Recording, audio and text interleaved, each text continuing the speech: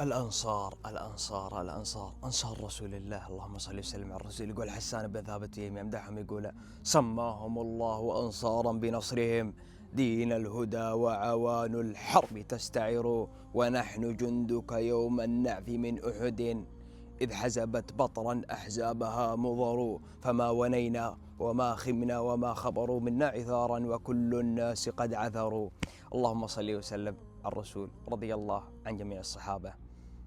تخيل انك في اخر رمق من حياتك بين الحياة والموت، حد بيطلب حاجة من الدنيا، حد بيطلب اسعافه، لكن الانصار اسمع شجاعتهم، اسمع كلامهم وش حتى في اخر رمق من حياته. اسمع ايش قال. اللي انا ابغى اتكلم عنه سعد بن الربيع الخزرجي الانصاري رضي الله عنه.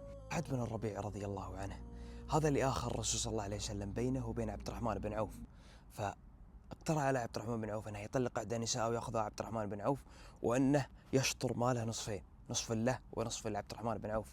فابى عبد الرحمن بن عوف ودعا له بالبركه. سعد بن الربيع كان احد النقباء وشهد بدر، وكان قارئ وكاتب من الجاهليه. فيوم انتهت معركه احد قال الرسول صلى الله عليه وسلم: فلينظر احدكم ما فعل سعد بن الربيع.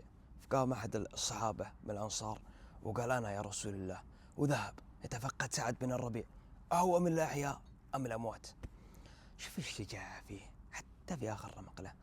في يوم تفقد سعد بن الربيع له واجد أنه في ميدان المعركة ثابت، وقالوا أنه مطعون ب70 طعنة، أنه أنفذ مقاتليه، قتل مقاتليه.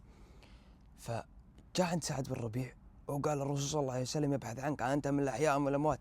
فقال: فإني من الأموات، وأبلغ الرسول مني السلام، وقل له جزاه الله عني خير ما جزى نبيا عن أمته، وأبلغ قومك مني السلام. سعد بن الربيع يخاطب هذا الصحابي: وقل لهم أنه لا عذر لكم عند الله إن خلص إلى نبيكم وفيكم عين تطرف.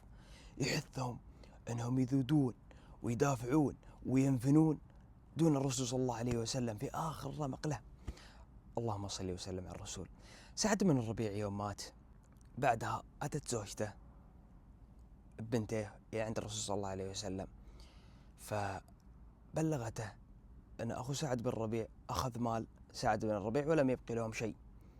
فأنزل الله جل في علاه المواريث على الرسول، فقال: قولي له فليعطي بنتيه بنت سعد بن الربيع الثلثين، ولك الثمن، وما بقي من المال فهو له.